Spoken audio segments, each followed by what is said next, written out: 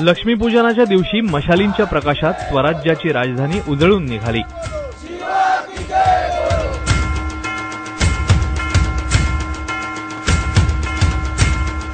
महाराष्ट्राच्या कानाकोपऱ्यातल्या शिवभक्तांनी लक्ष्मीपूजनाला शिवरायांच्या स्मृतींना उजाळा देण्याचा विडा उचलला आणि सलग दुसऱ्या वर्षी हा उपक्रम उत्साहात संपन्न झाला।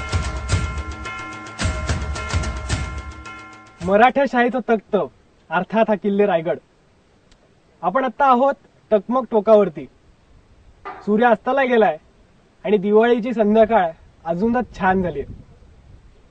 अनेक कार्यकर्ते गडाच्या खालून म्हणजेच पाचाडवरून वर येत आहेत। कशा करता तर एक वेगळी दिवाळी पहाट साजरी करायला। या रायगडाची एक वेगळी दिवाळी पहाट। स्वराज्याच्या राजधानीचा विस्तार मोठा, त्यावर तयारीसाठी वेळही लागणार होता। महाराजांचेच मावळे ते, नियोजन अगदी पक्क होतं। ठरलेल्या मावळ्यांनी नेमून दिलेली कामं चोख पार पाडली। मग अल्पशी विश्रांती घेऊन सारे पुन्हा मुख्य कार्यक्रमासाठी सिद्ध झाले। सगळ्यांची तोंड ओळख झाली, मशाली तयार होऊ लागल्या।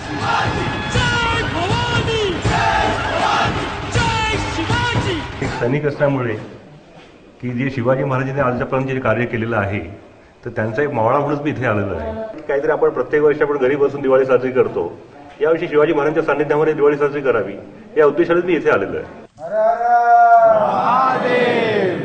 शिवाजी महाराज की जय। पहाटेचे 2 वाजले होते। ज्या जगदीश्वराच्या साक्षीने 1674 मध्ये शिवरायांवर राज्याभिषेक झाला, त्याच जगदीश्वरावर अभिषेक झाला।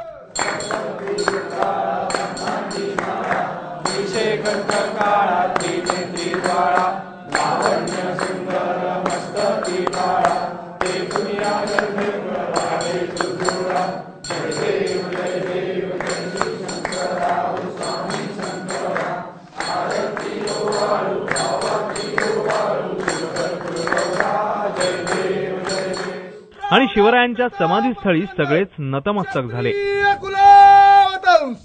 सिंहासनाधीश्वर राजाधिराज श्री छत्रपती शिवाजी महाराज की जय। खूप मजा वाटते आणि चांगलं वाटतं की असेच शिवाजी एक होऊन गेले पण हजारो शिवाजी उभे राहतील आणि शिवाजीचं कार्य पुढे नेतील। हा जिजाऊ मातेसारखा आमचाही आशीर्वाद। एक मुलांचा ध्येय पाहून शनी आपल्यालाही उत्साह वाटला की आपणही जाऊन त्यांचं काय कार्य करतात, कसे पुढे नेतात म्हणून साठी ते पाहण्याकरता आलो।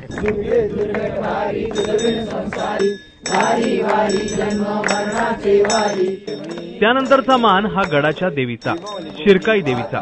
देवीची मनोभावे आरती झाली।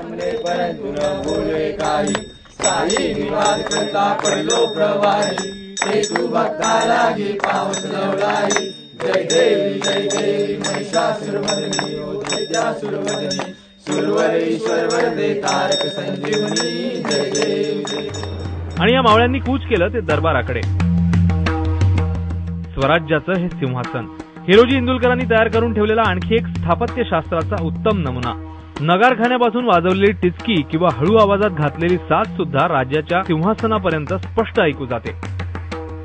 जय भवानी, जय भवानी, हर हर हर हर। आता तुम्ही म्हणाल फेसबुक आणि व्हॉट्सअपच्या या जमान्यात कुणाला वेळ आहे असं गडावर येऊन दिवाळी साजरी करायला?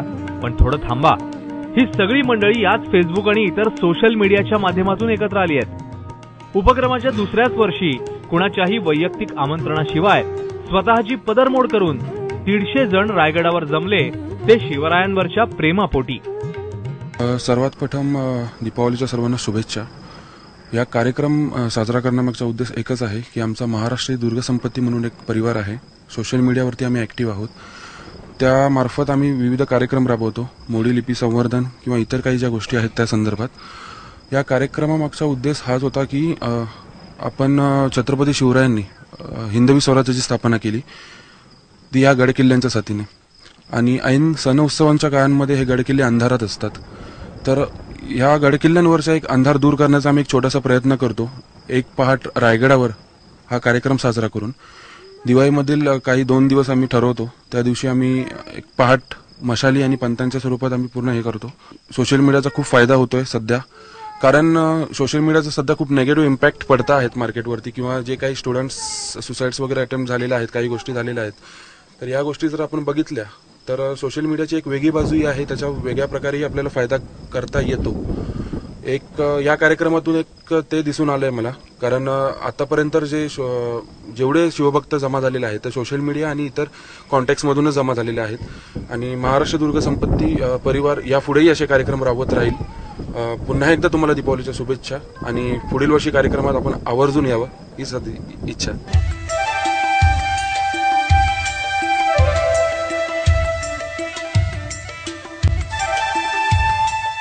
शिवरायांच्या या मावळ्यांच्या उत्साहाला सूर्योदय जसा जवळ येईल तसा अधिकच रंग चढत होता. कार्यक्रमाच्या शेवटी पुढच्या वर्षी येताना सोबत आणखी कोणाला तरी घेऊन येण्याची खुणगाठ प्रत्येकानेच बांधून घेतली. मला इथे खूप मस्त वाटतंय, कारण व्हॉट्सअप आणि इंटरनेटवरून मित्र जमवता येतात, पण हा एक्सपिरियन्स नाही मिळत. इव्हन मला इकडे जे काय चाललंय ते मला व्हॉट्सअपवर आणि इंटरनेटवर असतं ते बघायला मिळालं असतं, पण इकडे काय चाललंय ना त्याचा अनुभव नसता मिळाला. एरवी दिवाळी पहाट म्हटलं की नटून थटून एखाद्या देवाला जाणं किंवा गाण्याच्या कार्यक्रमाला हजेरी लावणं हे नित्याचंच होऊन बसलंय. पण रायगडावरची ही हटके दिवाळी पहाट प्रत्येकानेच जमेल तेवढी आपल्या डोळ्यात आणि हृदयात साठवून ठेवण्याचा प्रयत्न केला. भूषण वैद्य, एबीपी माझा, रायगड.